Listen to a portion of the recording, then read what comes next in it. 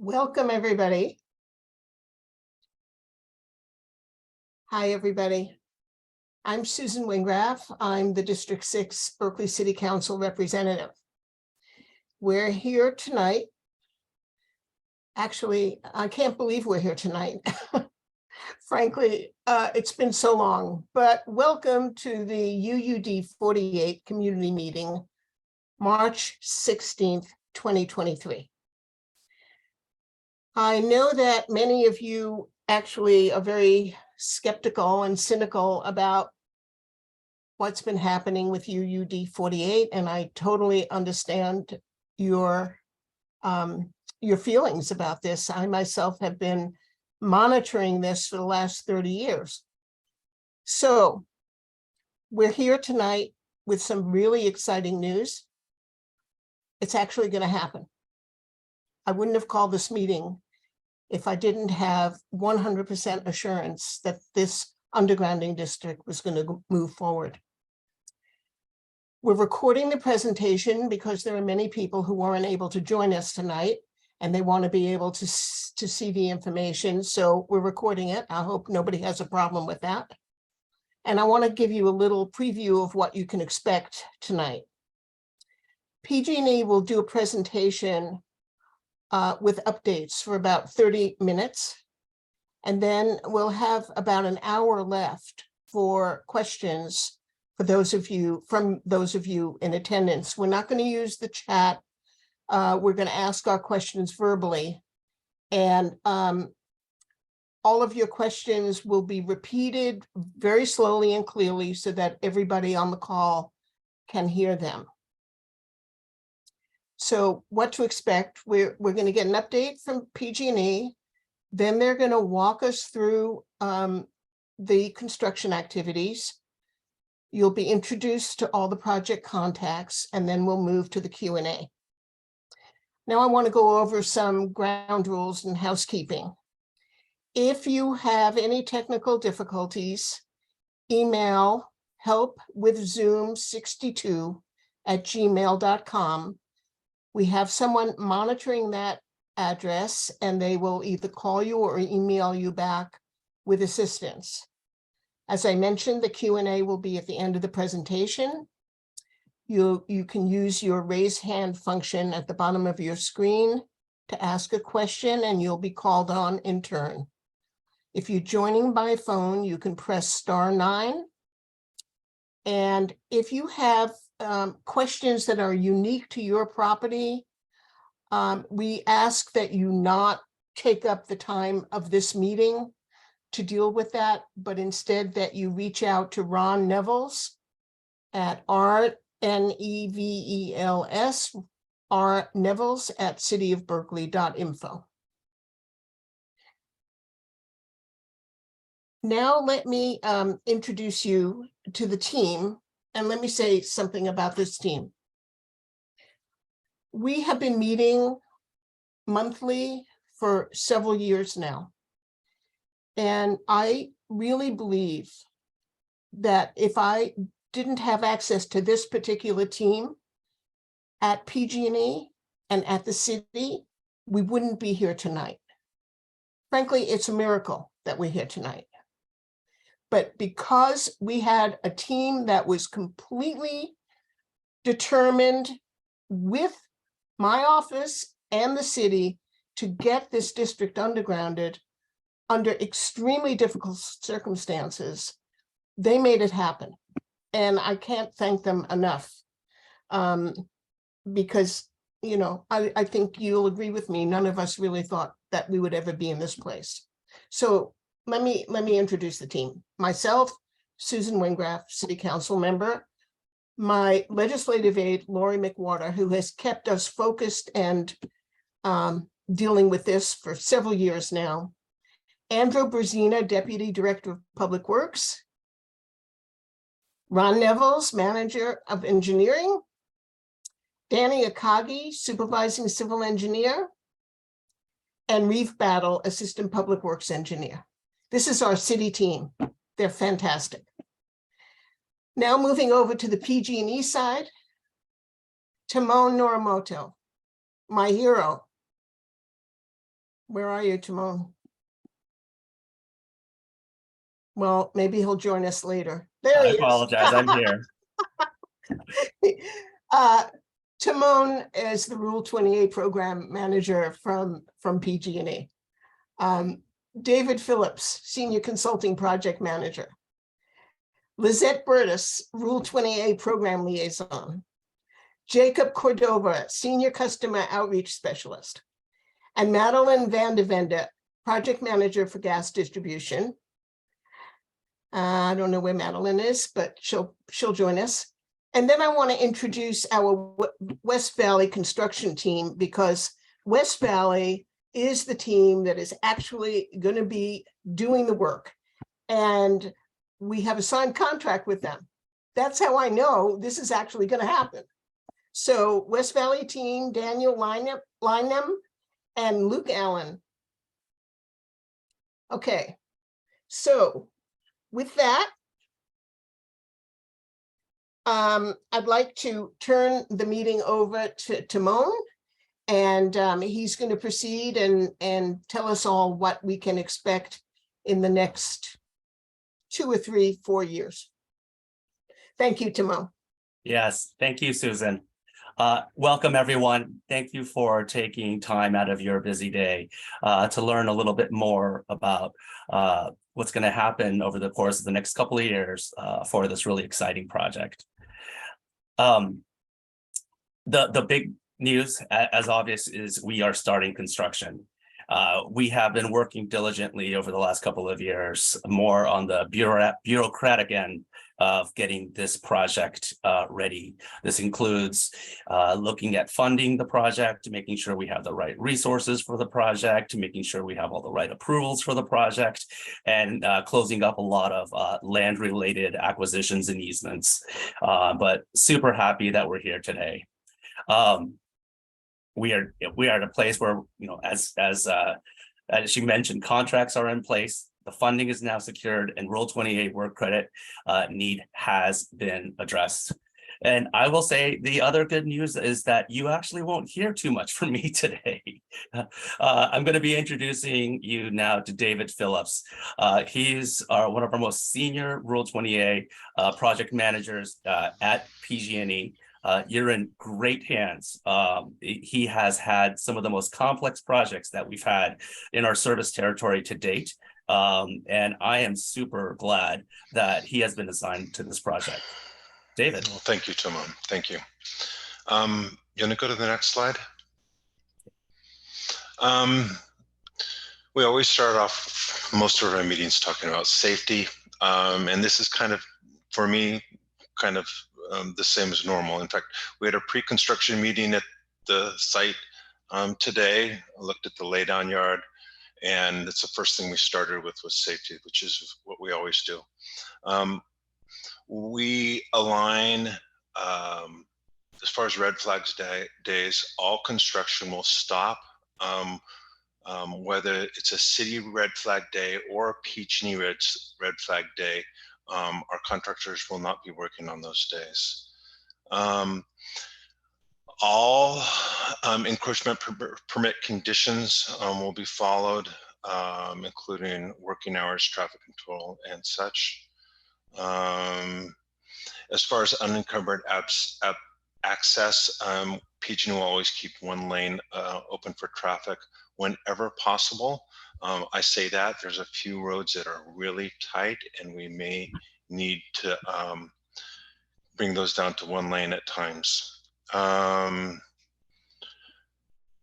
Roads will only be encumbered while contractors are working. We're not going, I assume, Timon, I didn't see this before, but I assume what we mean by this is we're not going to be storing equipment throughout the job site. We've got a laydown yard a little further up on Grizzly Peak. So we'll only be encumbering where we're working. As far as emergencies, things like that, on-site workers will immediately cover trenches to allow traffic to flow. During The initial phases of our project when we're doing joint trench construction. Sometimes we will have a trench right in front of your property. If that's the case, several things will happen. We'll communicate with you in advance when we're going to be trenching in front of your property. It's our intention to provide you access numbers to where if we are trenching in front of your property with an open trench and you need to leave, we will have steel plates ready for you to where that our contractor can move a plate and you can get a car across the driveway or across a trench. We would appreciate you giving us as much notice as you can to do so, because it takes, 5-10 minutes for us to get a plate across. I can say this, we have a very, very good contractor from West Valley Construction. Our project managers on that team I've worked with in the past, they're one of my most reliable and most favorite contractors that I work with, and they're very customer focused. So please work with them, talk to them, and express your concerns. Okay.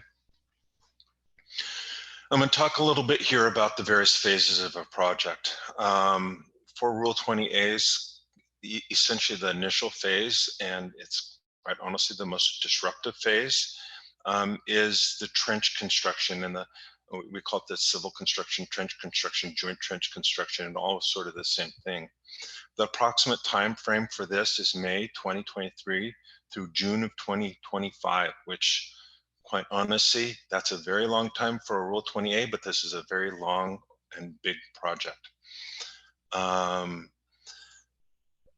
The initial phases are broken up into the first 4 dashes or bulleted items here. Potholing, retaining wall. Potholing is where we're going to go out and identify exactly where the joint trench is going to go throughout the district. There's a picture on the left there of us potholing. Thank you, Timon. We're going to be building the retaining walls. Those are essentially about the very first things we're going to be doing out there. Following that is going to be, and I think there's 11 retaining walls throughout the district that we're going to be working on. We're going to also be, very soon after those 2 steps, we're going to be putting boxes and pads. Actually, pads will go in a little later, but boxes will be installed throughout the district. And then we're also going to set riser poles. Now, some people ask, why are you going to set riser poles in an underground district? Well, where the overhead lines exit the district, we're going to need to set a few riser poles just outside the district so that we can exit the district with an underground line and put a riser on a new pole that will convert it back to the overhead line. There's 5 riser poles throughout the district, and those 5 riser poles we're going to try and set very early on. Like I said, we had a pre-construction meeting, and the topic of riser poles setting was discussed today. We'll probably try and set those within about the first 3 months of construction. David? So by yes. Just for our audience, you said box and pad installations. Can you describe what the box and pad is and what it's used for? Another word, a junction box, is another word for it. Most of the time, there's several different types of boxes. I'm talking about the larger boxes you see. Most of the time they're 6x8 or 3x5. They're flush on the ground, and it's where we're going to run conduits to eventually. So first we have to install the boxes, and then we're going to run the conduits to the boxes. Now, we're going to eventually be being in very specific areas within the district, but for potholing, retaining wall construction, box installation, that's going to happen in the first probably about 5 months to 6 months of our construction. We're going to be all throughout the district. So there's not going to be a specific place that we're going to be. unlike the next phase, trenching and conduit installation and installing the gas main, actually services may come later, but the picture on the right shows what a typical trench and conduit installation looks like. You can see it's very impactful. This is the most impactful part of the whole job. Quite honestly, it's the most impactful from noise, from disruption of traffic, everything. But we'll, you know, it can be a tougher phase, but we've got a good contractor. We make sure people have access. In fact, I mentioned a steel plate of getting over a trench. If you look at the trench just to the left of that drawing, you can see the steel plate. Yep, right there. So, okay. David, quick question, Yes. or can you confirm that in front of any given home, while we do a lot of work and it takes a long time, if we were going to be putting in a box or we were going to be doing a trench, how long would we be in front of that one specific home? A day or two? Yeah, generally just a few days. I don't know this exactly. It can range, but generally our contractors, and Daniel, correct me if I'm wrong, I imagine you're looking to do 100 to 150 feet a day of trenching. Yeah, that's about right. Okay. Thank you. Yep.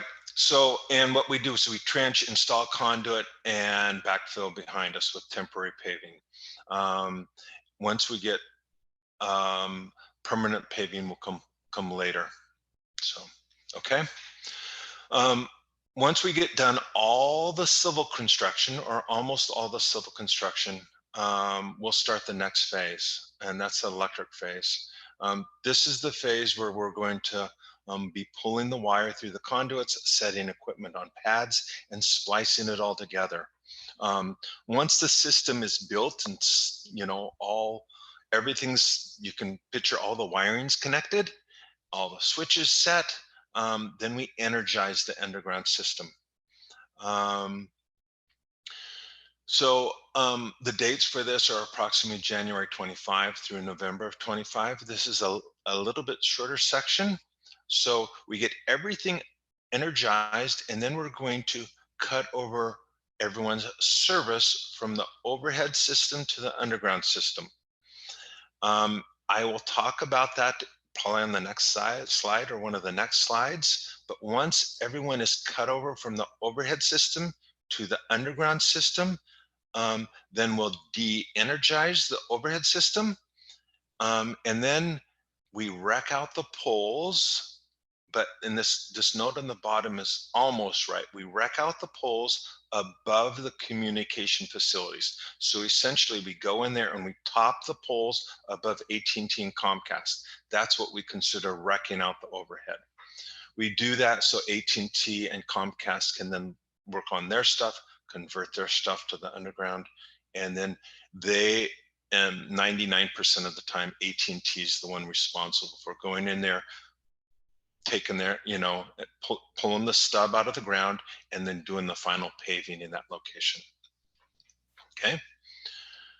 Like I just said, a couple other phases of the work would be Comcast. Comcast and AT&T, they do something very, very similar.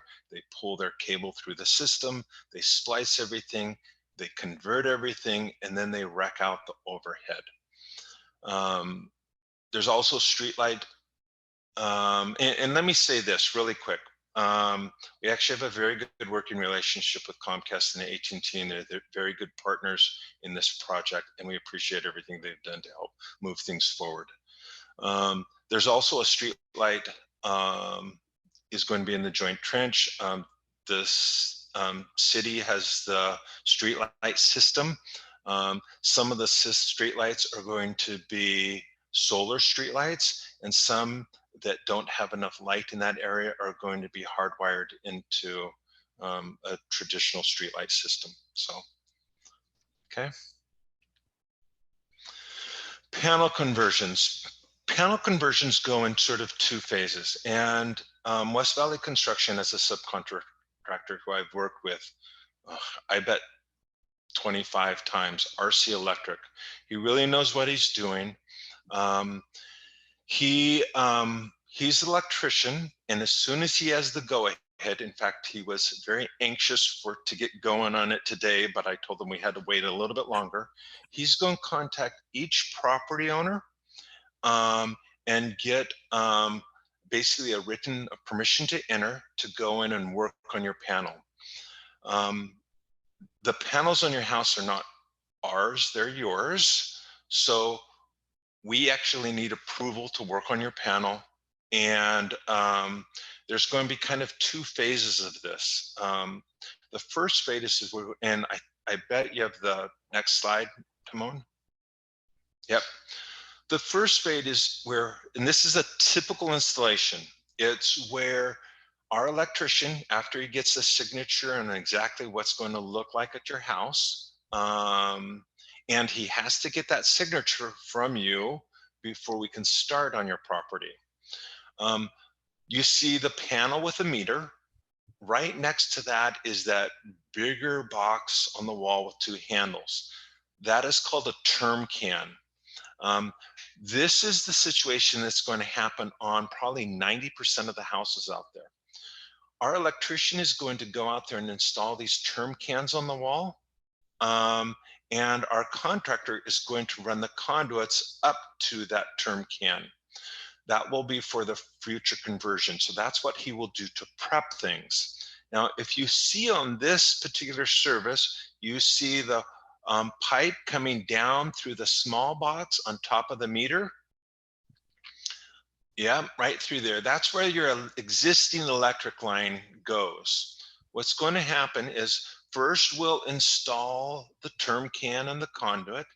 And then on the time of, I talked about when we're going to energize the underground system. And that's the time when we're going to convert the panels over. What will happen is our electrician will come out here. He'll take out the service from, actually our electric crews will take out the service from the overhead, take out the pipe leading up to your roof, and they will refeed, they'll join that bent, the 90-degree conduit to that splice box, and they'll pull in the cable, tie it into the box, and reconnect your meter from the top side. That's what we mean by when we do the cutover. So first we'll install the term can on the conduit, and early on in the project, as soon as we can, and then years later, we'll come back to cut over the electricity. Okay. I'll take this one, David. Excellent. Thank you so much. Yeah, thank you. I just wanted to address some of the concerns that we have been hearing in regards to the participation of Sonic. We understand that Sonic is your current internet provider for the Grizzly Peak area. And I wanted to provide a little bit of context as to what's happening. So both AT&T and PG&E are mandated by the CPUC to convert our existing overhead system to an underground system when it meets certain public interest criteria, which this project does and was also affirmed by the CPUC. Non-tariffed utilities, such as Comcast and Sonic, do not need to underground, but cannot remain on the poles, as the poles will also be retired. They have the option instead to join the project by becoming a joint trench partner, providing service through alternative means, which could mean that they apply for a trenching permit later on, where they would be the sole occupant, or choose to no longer provide service in the area, so terminate service. Comcast has elected to be part of the project and therefore will also be a joint trench participant, which helps reduce the overall project costs for all participating utilities.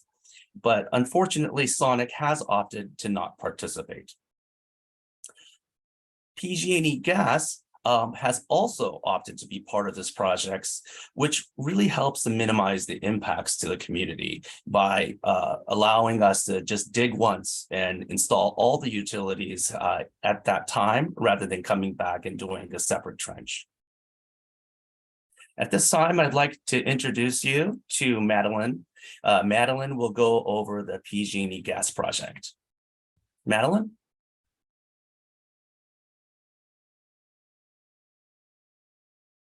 Right, can you hear me now? Yeah, perfect. Perfect. All right, thanks, Simone. So yeah, good evening. My name is Madeline Van Dievender. I'm the gas distribution project manager participating in this joint trench effort. So quick overview of the gas work. As Simone mentioned, PG&E Gas has opted to participate in this joint trench effort. In that, our integrity management team has identified that within the district, there are natural gas distribution pipelines up for replacement for more reliable and more reliability and to increase our system integrity. West Valley Construction will be sequencing the gas work with the other joint trench installs. And one thing to note, PG&E Gas will also be replacing gas main outside of the Grizzly Peak Rule 28 boundary. And the reason for that is that the city has delineated the Rule 28 boundaries, and that was, with all the reasons and for all the city planning, but the gas main itself is sectionalized such that additional gas outside the Rule 28 boundary needs to be replaced in one fell swoop. So you will see on this next slide that there are a couple sections of gas that fall outside the Rule 28 boundary that will be replaced after the joint trench work is completed. And West Valley will be doing all of that as well. Next slide. Perfect, thanks. So anything in dark blue that you see here, that's going to be part of the joint trench gas work. And then anything in light blue is going to be the standalone gas work that falls outside the district, but which is also due for replacement. So that's that overview. And then something to mention about the gas service replacement. Typically, we can leave the gas meter in the same location as existing. At times, meter moves are desirable given the situation or location, and you'll be contacted about that before the meter move is to take place. West Valley will do everything they can to minimize service disruptions, but if we do need to take out individual gas services during construction, you will be contacted well in advance and have appointments scheduled by West Valley's team so that it's not all of a sudden without notice. So rest assured you will have plenty of discussion with West Valley to minimize disruptions for the gas side of things.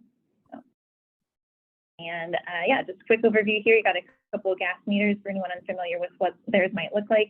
Typically, you'll see them just along the side of your house, and that is what we will be replacing the service up to the gas meters, and then any type of meter moves will be discussed depending on situation.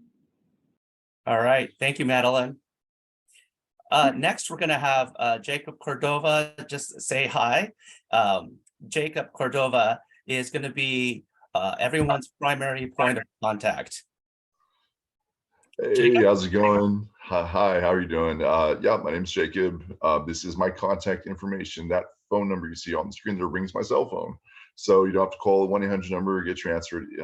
Any questions or concerns, feel free to call me. I'm here to work as both a liaison and an advocate for the customer. So nice to meet you. Thank you. Now I'd like to introduce Andrew from the city of Berkeley to cover green tags. Andrew?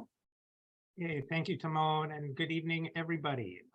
So this slide covers some important prep work that each property owner will need to take part in to ensure that PG&E can connect to your electrical panel. To start, all electrical panels must meet current building code prior to being connected to the new underground electrical service.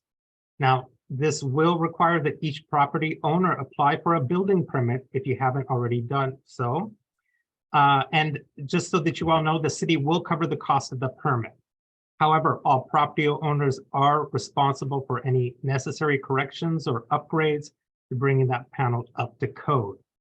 And getting city approval for PG&E to connect is called green tagging, hence the title of this slide.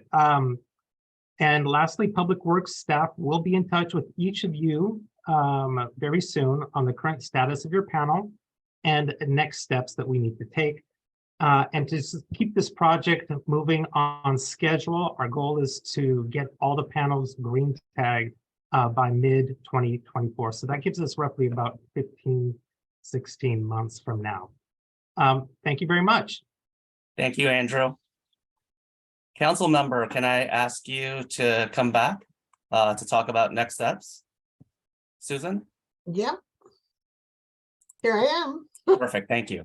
Okay, thank you. So this slide that you see right now is a great slide to take a picture of because there's information, contact information on it. So if you have a cell phone, just, snap a photo of what you're seeing on the screen.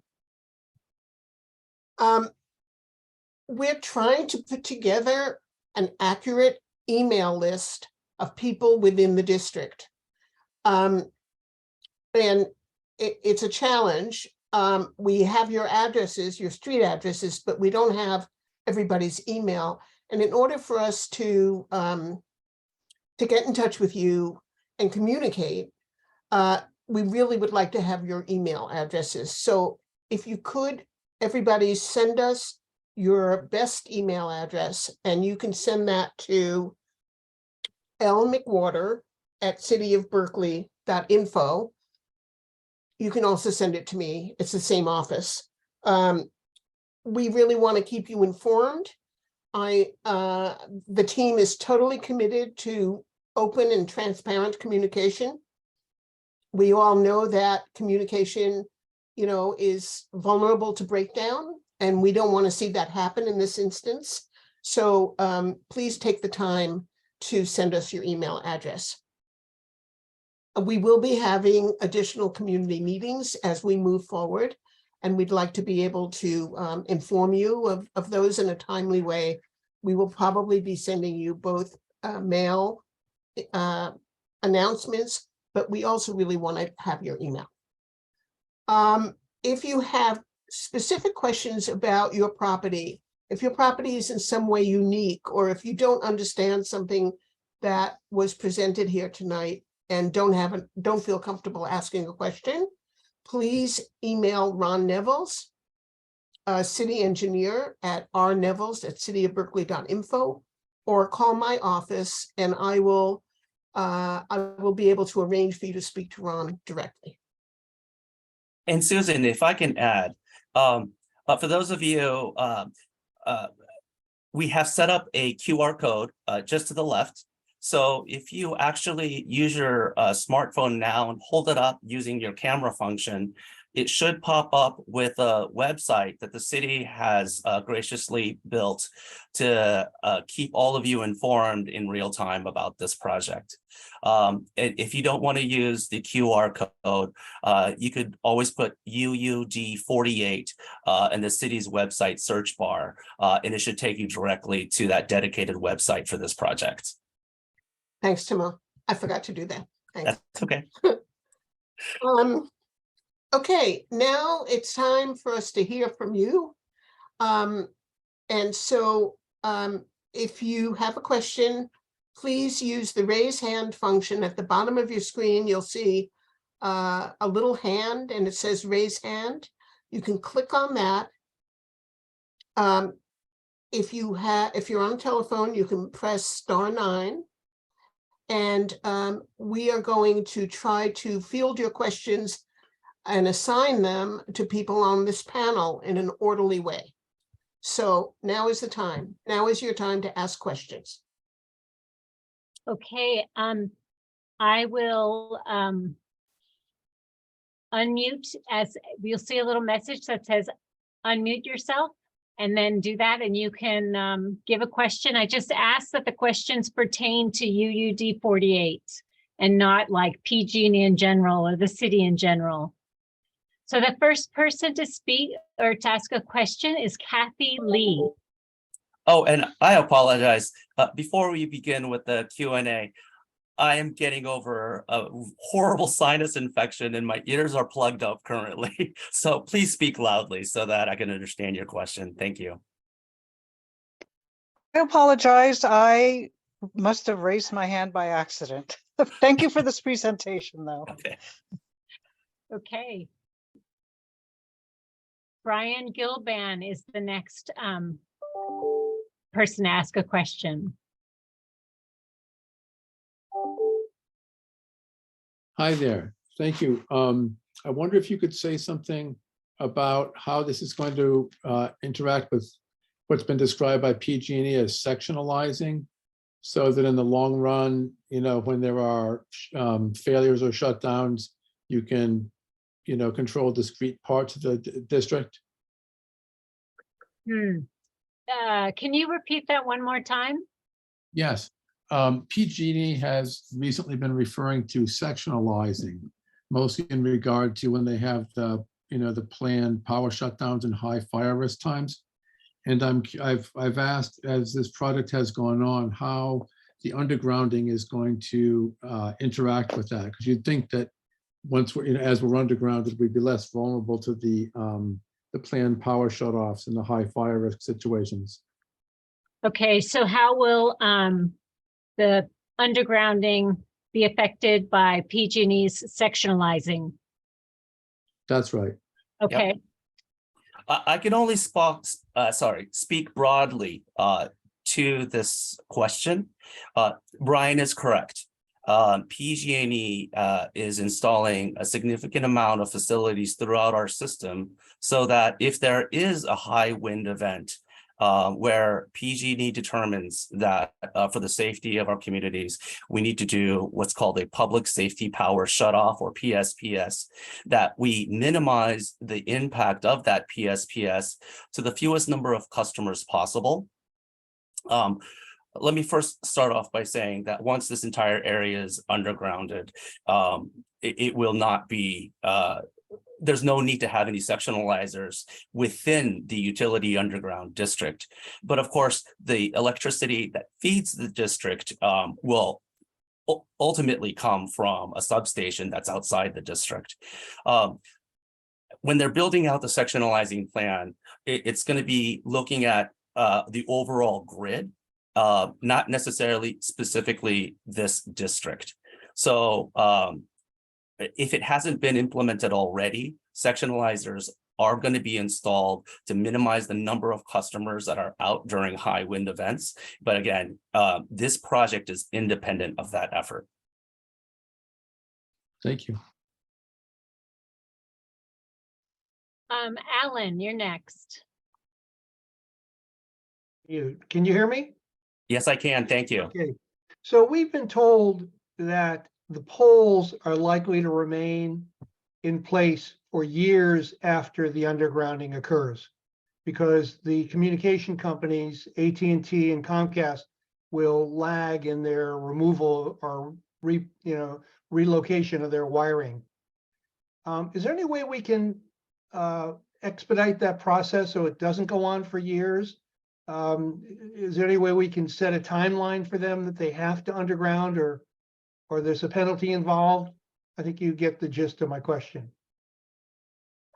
So essentially, is there a way to force the communication companies to remove their products so that you can remove the poles in a timely manner once the utilities are undergrounded? Thank you. Yeah, Alan, that's a great question. I will say that has been a challenge for some projects where the timing is such that the system is, or PG&E system is running off of the underground system, but the communication company or cable company or whoever that's on the pole may be running behind. And therefore, it takes them a minute to underground their facilities and ultimately remove the pole.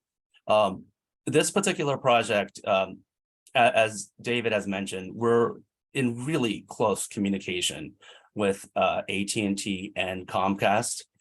And so I think there will be plenty of runway for them to plan and install their facilities and hopefully remove the pole in a timely manner.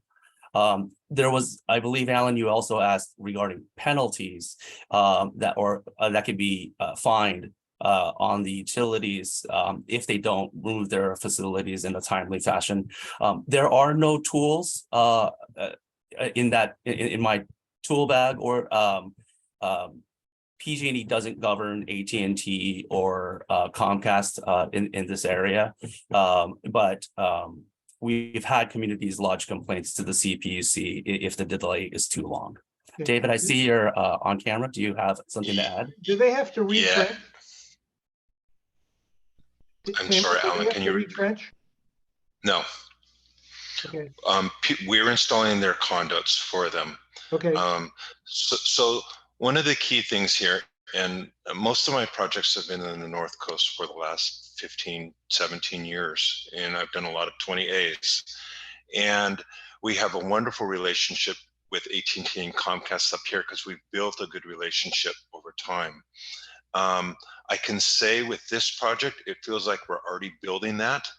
And that I think is the key, because we had a good representation of AT&T, Comcast, and Cablecom all represented at today's meeting. So we're off to the right, on the right foot. Let me put it that way.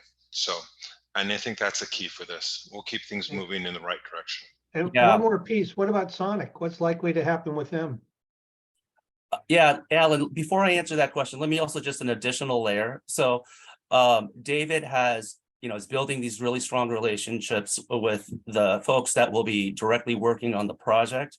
And I am also working with the other utilities for long-term forecasting, budgeting purposes, because if, just like anybody, the city, yourself, we all have a certain budget that we need to work within. So if we're not aligned, PG&E may have the budget to underground a particular project, but Comcast may not, and therefore it pushes out their work into the following year. So budget alignment is key, and we're focused on that as well.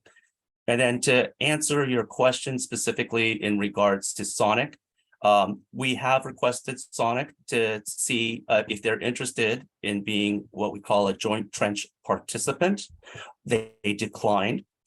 They are not mandated by the CPUC to continue providing service.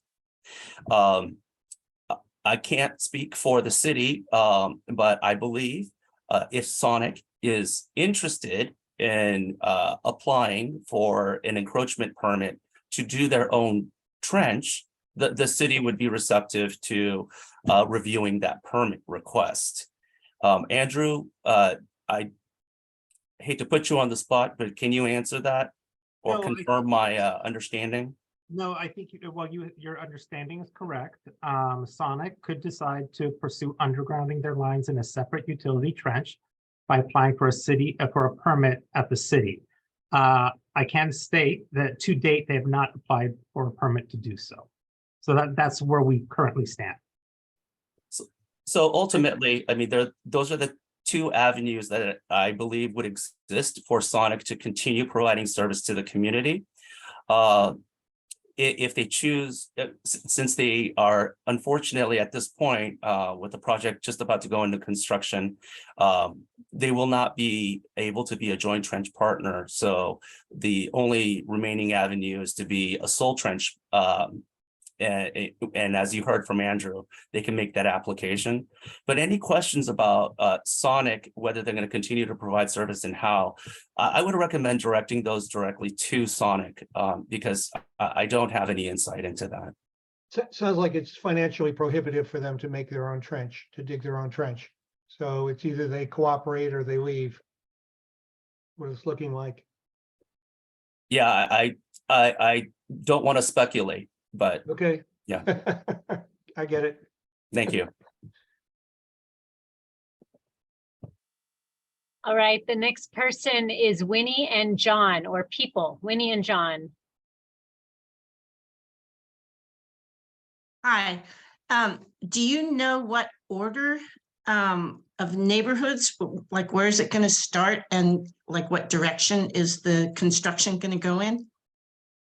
So did you hear that, Timon? Yes, I heard it. And I'll repeat the question for anybody else that missed it. Winnie and John was looking for more specific information of where we're going to start construction and where we plan to be throughout the Grizzly Peak area through our construction. What we plan to do is we do have a draft plan. The pre-construction walk that took place today was a key part of that. And once we feel comfortable to publish this information, we will provide this to the city of Berkeley, and that information will be posted on the website that I referenced earlier. So keep going back to that website for that information. Once again, you just type in UUD-48 in the city of Berkeley website in their search bar, and it should take you directly to that dedicated webpage where that information will be posted once it's finalized. Okay, Thank that's you. great. Thank you. So Oh. John, did you have a follow-up question? You're muted.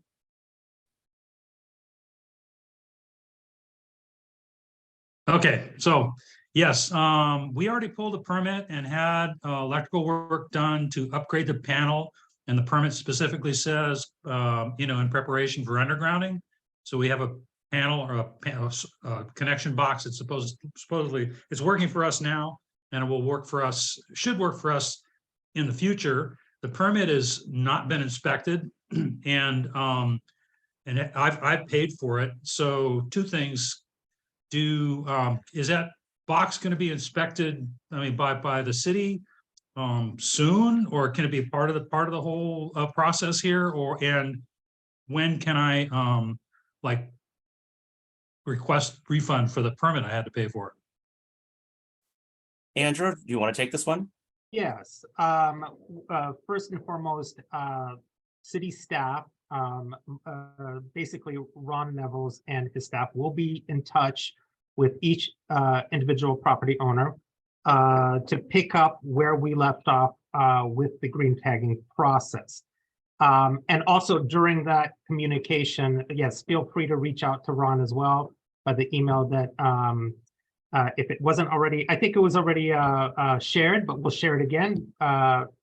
And feel free to reach out to him, and we could figure out a reimbursement for that, for your the cost that you what you paid for. Yeah. Okay, great. Okay. So, yeah, everybody's going to be in. Staff is going to reach out to everybody individually as we move forward in the next few weeks. Ron, got it. Thank you. Okay, the next person is Olga Orloff.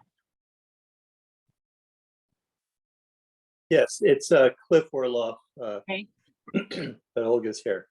I was happily surprised to hear that you've got a signed contract, and I'm wondering if there's any deadlines in the contract. The question is, are there any deadlines in the contract with West Valley? Timon, do you want me to take this? Go ahead. Yeah, that'd be great. Hi. You know what? Our contract does not have any deadlines in it. We have a schedule with West Valley Construction, and I have worked with West Valley Construction many times, and I don't think once they have gone beyond what the schedule states, which I provided you earlier. So I'm 100% confident that we'll meet the timeline that we set forward. Now, I'm trying to remember right now the term where if contractors go beyond a certain date, that you penalize them. Timon, you probably know this. That's not the type of contract PG&E uses, and it's just something we've chosen as a company not to use. Yeah, that's correct. I could also add a little bit please do insight into PG&E's contracting strategy. What we do, first of all, to maximize efficiency is these types of projects are bid out. to companies who have shown the ability to do this work. And so it's competitively bid. Second, we provide sufficient information in our bid process where we've really reduced the number of unknowns and have increased the number of knowns. And therefore, we expect when the contractors provide a bid and how they plan to execute the work for that bid to be lump sum rather than time and material. This has two effects. Again, you get the best value, but you also, by going with this contracting strategy, the contractor is motivated to work as efficiently as possible. Any delays on their end because of the cost of mobilization, demobilization, those costs are going to be on the contractor and not PG&E. That being said, there are circumstances, force majeure, major storms, unexpected things found in the ground, cultural artifacts that may cause a delay. So I do want to set the expectations that delays do occur, but it's going to be delays due to cause and not because the contractor is not on site. Great. So the next speaker is are David and Marilyn Nassatir.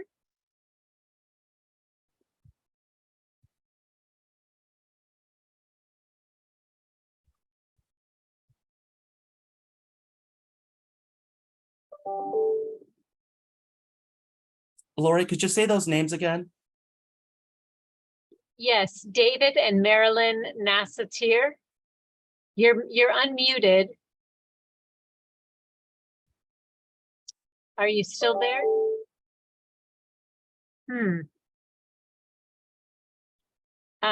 Is your volume up? Okay, well, maybe we'll go to the next person. And so the next person is Stephen Hill.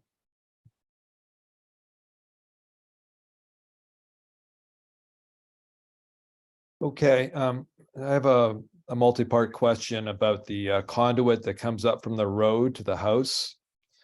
Will it automatically accept a 200 amp service? So if a house has 100 amp service right now, will it, and if they upgrade, if the person upgrades later to 200 amp, will the conduit be able to accept it at that point? Or does a decision have to be made early on as to whether it's 100 amp or 200 amp coming up from the road?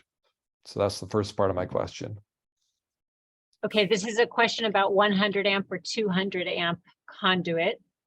Yeah. Is this like a general question or is this like a specific to a house question that should be offline? Well, I think a lot it's of a general question. Okay. Yeah. David, I'm going to lean on you. I don't have enough expertise if the conduits we plan to install can take 200 amp. Yeah, absolutely, no problem. We don't install conduit essentially that is just solely for 100 amp panels anymore. It'll work fine with a 200 amp panel. Stephen, did that answer your question? No. So given that a lot of the houses up here are old, I would expect that many houses have 100 amp service, and there will be various aspects of their panel that's not up to code. And you're saying that all panels will have to be up to code. No, well, yeah, that's the city. Yeah. That's the city that's doing that? No, so yeah, let me clarify here. So in terms of order of process, right? First, RC Electric will go around the neighborhood, making sure that they receive the right of entry. And the location of what we call the service lateral or the conduit that goes to the house, we'll work with each homeowner on identifying the right location so it's least disruptive to your landscaping, et cetera. that specific conduit that David is talking about, I believe, correct me if I'm wrong, but that conduit it should be rated for up to 200, or if not It more. works with 200, correct? Yes, it will work with 200 amp. Now, Correct. PG&E will then rise up out of the ground against the wall of your house to that Term can. yeah, sorry, going back to that picture, to that term can, to the meter set. Now, the panel itself is actually what we call beyond the meter, and that is something that is not within PG&E's jurisdiction. And the panel is something that the city of Berkeley has jurisdiction over. So the city of Berkeley has the expectation that each home has a panel that meets current code before it receives electricity. And that deadline to upgrade your panel is mid-2024, I believe. Is that helpful, Stephen? Yes, but I want to be clear that the conduit that's coming up, the wiring that's coming up from the road is supports 200 amp as standard. So if there's a 100 amp panel up at the house, you're still going to run a 200 amp cable to that house, right? Yeah. The size of the cable can vary depending on a property's load, but the most important thing, and cable's easy to change in the future if we need to. The thing that's hard to change is the conduit that's in the ground. And the conduit in the ground, excuse me, will support a 200 amp panel. Now, if you have a future load that needs to have this cable changed out, then that's fairly easy to do. Okay. Okay. So is it expected that most panels will be 200 amp panels? Because given the transition from gas to electric appliances in the future, there's probably going to be a greater load for electricity. Let me take that one, David. Yeah, okay. Yeah, I don't want to speculate as a utility what the right size panel should be for each residential home. I think David is absolutely correct that it is going to be dependent upon their load. You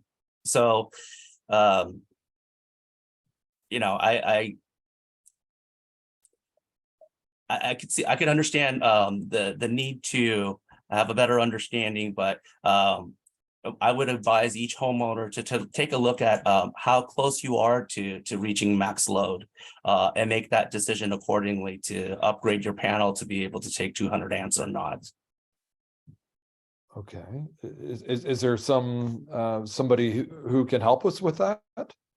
Yeah, definitely. If you can call our 1-800 line for that, I think it's forgive me, maybe somebody on the PG&E team remembers that 800. 1-800 PGE 5000. Thank you very much. Yes, the customer service line can help you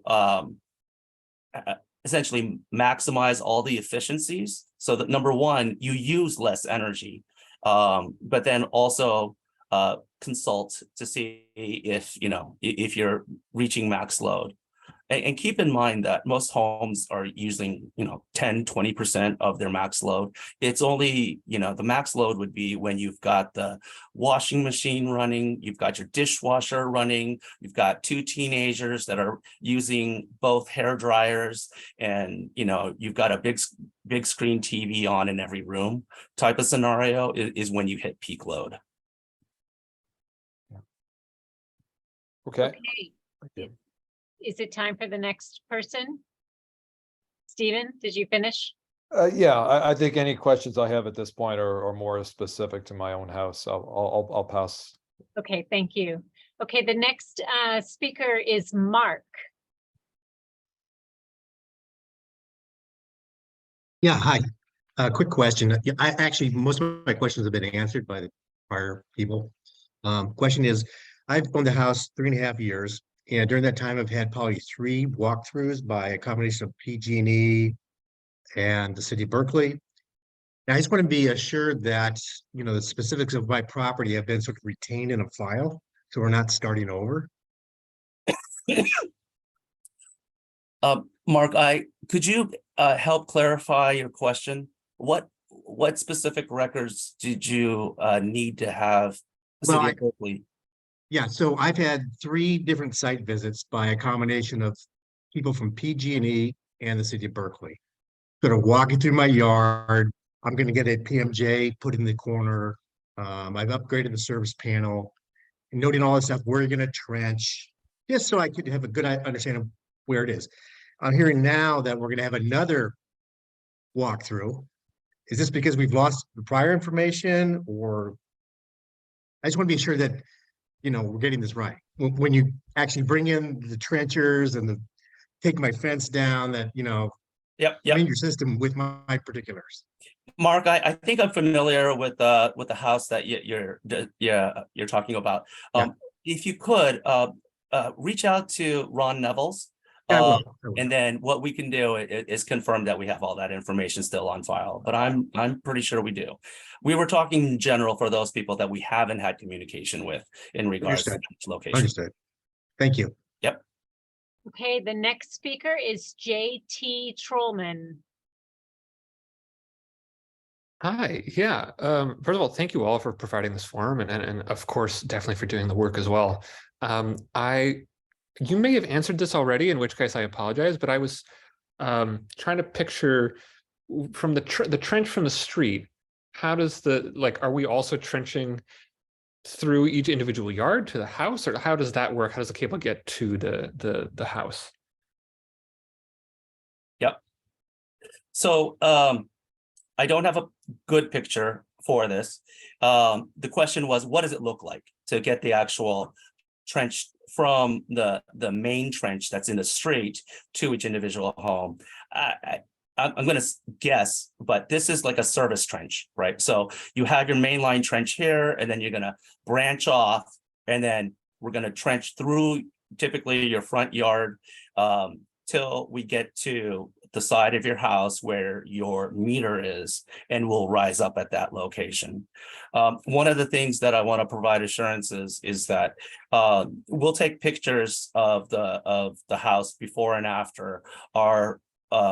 What we want to do is, through the restoration process, make sure that everything is restored to the existing conditions that we found it before we started the work, or better.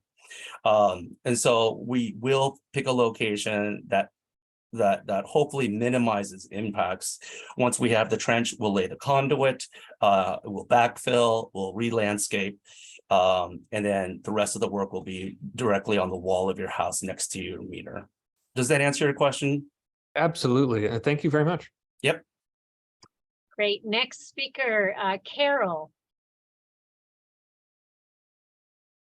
Hello, can you hear me? Yes, hi. Oh, hi.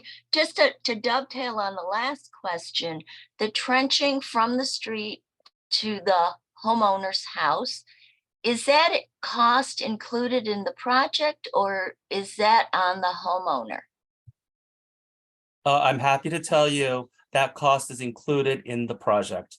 The only cost, potential cost, I'm going to say potential cost to the homeowner, is if the existing panel is not up to code. At that point, the city of Berkeley expects the homeowner to hire their own electrician to bring that panel up to code before receiving underground service. But if your panels is already up to code, there should be no cost to you for this entire project. And moreover, I believe it was in the earlier slide, but the city-owned streetlights have already been prepaid, if you will, by the residents who live in the district. So I do not believe there's going to be any additional costs for the streetlight improvements as well. Andrew, did you want to confirm that for me? Yes, that's true. There is no additional cost from the UUD residents on the streetlight portion of the project. That is correct. Carol, does that answer your question? Yes, and one more. Will we get updated drawings of where the transformers are going to be? Some were going to be above ground and some underground. Yeah. let me think about how we can provide that information. Okay. Okay. What we have done is one of the longest steps for these projects actually is land acquisition. So any locations where PG&E needs to put a transformer, whether, to your point, above ground, what we typically call pad mounted, or in a vault, which is subsurface. We have acquired land as needed from private property owners, and we've had the discussion of what it will look like, and we've acquired the easement to put those facilities. In some cases, the road is wide enough where the city will be allowing us to install those equipment on the side of the road. So those locations are set, and I'll have to noodle on and how we can provide that information on the website. Okay, thank you. Yep. Right, the next speaker is Rose Ellen Morel.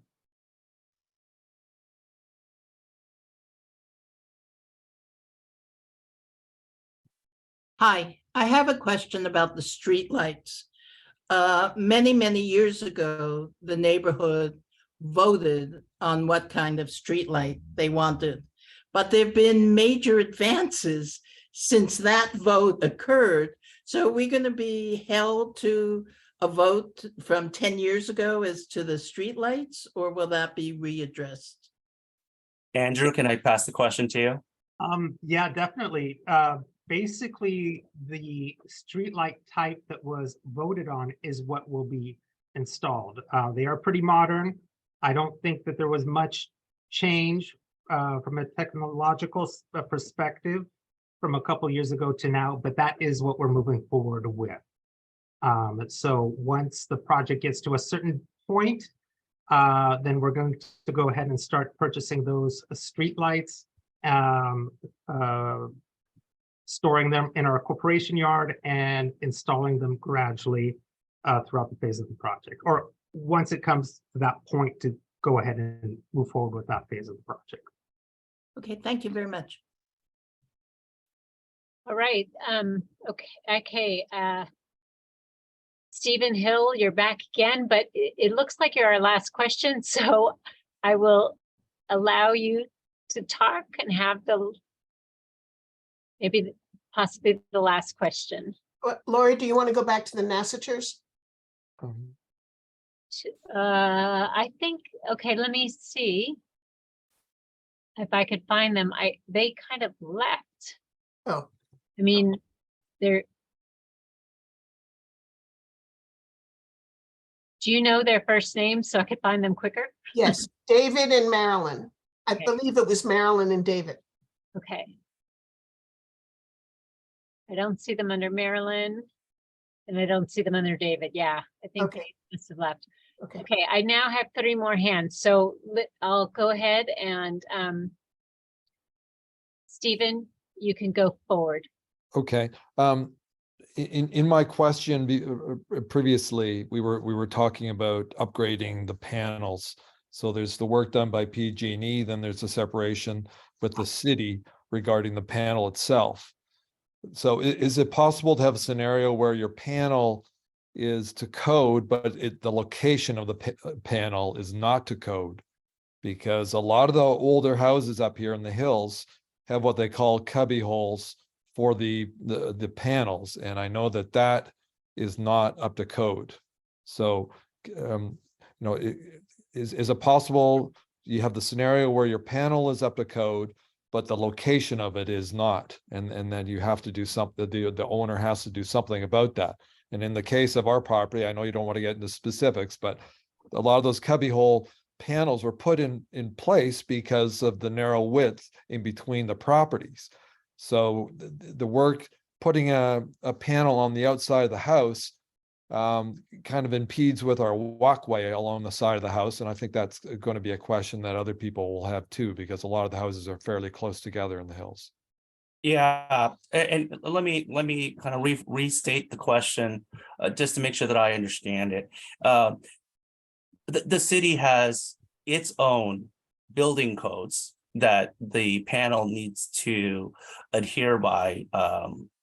And then there is PG&E standards in a document, what we call the Green Book, in terms of locations and separation requirements and so forth. David, I'm going to lean on you, or maybe anybody from West Valley. Have you had a situation where the meter location does not meet our current Green Book standards? And if so, what happens next? You know, I'm thinking of one situation. It's been about 8 years ago now, but I think what I'd like to do is address this individually and maybe get someone out to take a look at your panel, like Rick Crowell, when he's going out with RC Electric, he can address many of your concerns.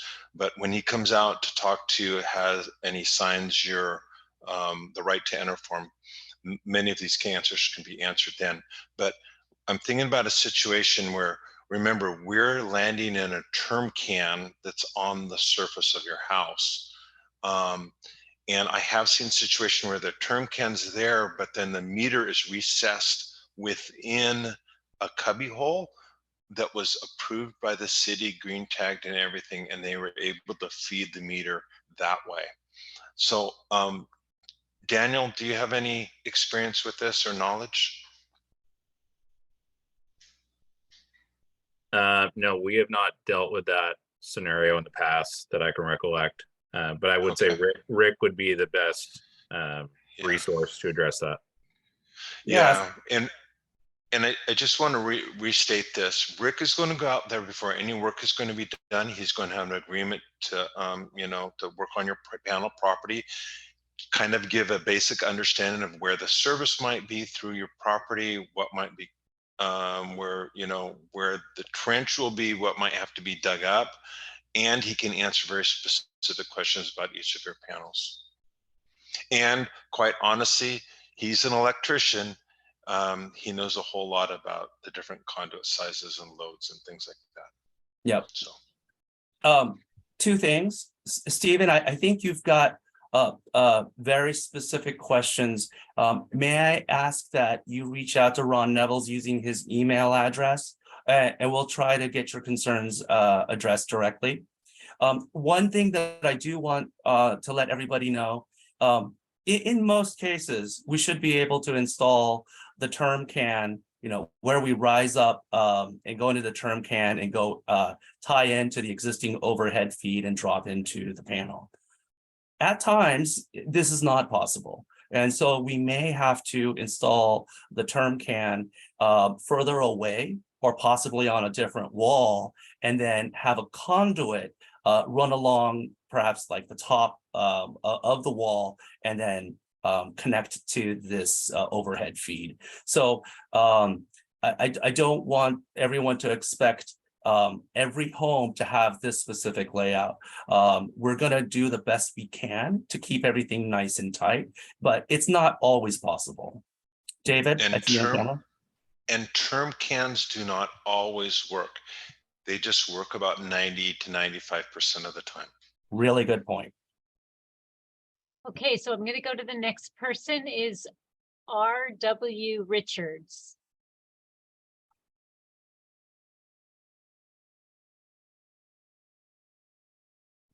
R.W. Richardson. Thank you. The overhead wires now to my house are attached to a weatherhead on my roof, as I assume most of the homes in the district are. So when you do the undergrounding and you remove the overhead wires, are you removing the weatherhead from my roof? So the question was, his overhead wires are attached to a weatherhead. Will you be removing the weatherhead when you remove the wires? David, can you help me with this question? So we definitely remove the service drop that goes from the pole to the house, but do we also remove the weatherhead? We used to not. I don't know the current practice. So this is something we're going to have to find out, unless Daniel, off of your more recent Roll 20As. Yes, the most current projects we've done, we have not removed the weatherhead, but I think it is something to figure out what is being done most currently. Yeah, sorry, RW. I wish I could tell you. I don't know. Well, yeah, I think that's something that we need to consider because why do I want to have a weatherhead hanging on my roof when there's no wires attached to it? The only thing though is if you took the weather head out, then there'd be a means for water to get through there. And we're not going to fix Well, that. obviously there'd have to be a roof repair. Right. And Right. yeah. We'll take that question into consideration. Again, if you can, reach out to Ron directly, restating your question, and that way we can get back to you directly on what we're going to do about the weatherhead. I do want to set the expectation that it's unlikely that we would place the weatherhead. The CPUC does put limitations on how much of the Rule 20A funds that are paid for by all ratepayers can be utilized on each individual home. So there may be, we'll have to look into this, but I suspect we don't have sufficient funding because of those limits set per meter. Okay, thank you. We've got two more questions left. These are the last two. One is titled 1375 Summit.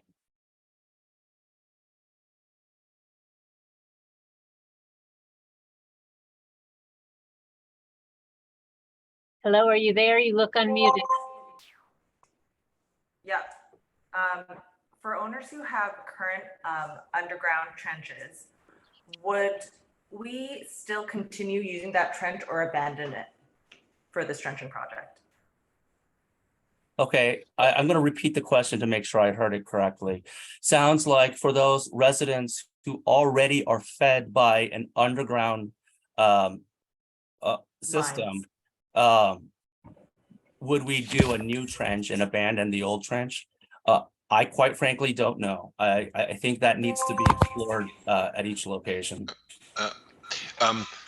Most likely what we do is, and it just depends with if you have all the services, Comcast or AT&T electric, No, undergrounded to your house? No, just the electric? electricity. Yes. Okay.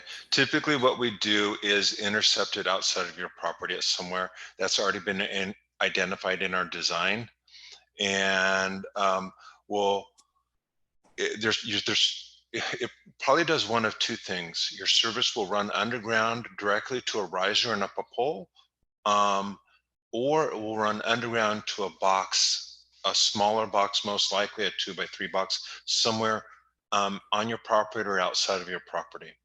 Now, if it runs to a box, it's a super easy conversion. We'll just refeed that box and make a connection in that box. If your service goes underground to a riser pole somewhere, then our design will have to intercept your service, and that's been accounted for in the design. So we won't have to touch the service conduit into your property, nor do any work on the panel itself. Okay, thank you. Oh, yep. Okay, last question is from Olga Orloff.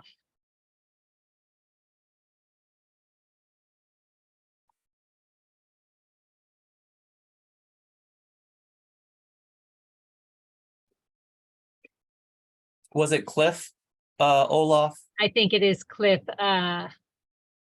Cliff, are you there? Somehow, there we go. Can you hear me? Can you hear me? It's Olga. Oh, hi, Olga. Hi. So I'm following up on Roselyn's question about streetlights, that the vote was taken 10 years ago, and it's so long ago that I've forgotten if they voted for the decorative acorns that are about 2nd story height and that light the sky, or the more functional utilitarian lights that shine down on the street. And the fact that it's been like over 10 years ago and so many new residents in the area, is it worth a revote, especially since you haven't purchased the lights yet? Andrew, can you please Yeah. help? No, I think I could answer that. The vote was taken not too long ago. In fact, I'm just checking my records now to see when that vote took place. But what was selected was the latter, meaning the more typical looking type of streetlight, Cobra head streetlight, that provides that functional kind of lighting that you had noted earlier. So that's the style. And if you give me a minute, I could probably share with you when the ballots were sent out. And let me see here. Streetlight fixtures, I believe it was in, well, July of 2019. So it has been a few years ago. But nonetheless, that is the style that we are moving forward with. It's a overhead downlight fixture. That's the term used for the particular style that was selected. Okay, great. Thank you and- for that answer. I prefer that light, even though the other ones are cool looking, but they just don't light. Thank you. Thank you. Andrew, it might just be me, because of my hearing. Did you say 2019 was when the vote took place? July 2019, that's right. Okay. That's when the Thank ballots you. were sent out to the property owners for their, for their vote. Right.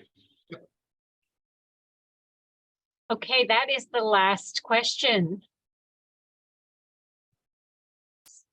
Okay. Susan, would you like to close us out? Yes, thank you, Timon. Thank you, everybody on the team. I know that, first of all, I thought it was a fabulous presentation. It had a lot of information in it, and I know that probably it's hard to absorb all of it in an hour and a half. As I said, we're recording this presentation, so you will have an opportunity to look at it again. If you check the UUD website on the city webpage, in a few days, we'll have it up and available for you to listen and watch again.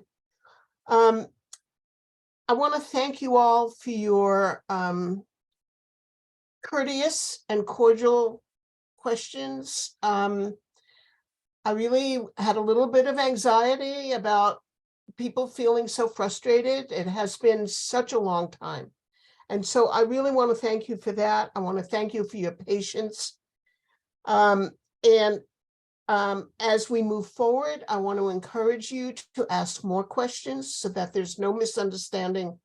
But I am so happy. I am so happy that this is moving forward, and that we were all able to work together to make it happen. So thank you and good night.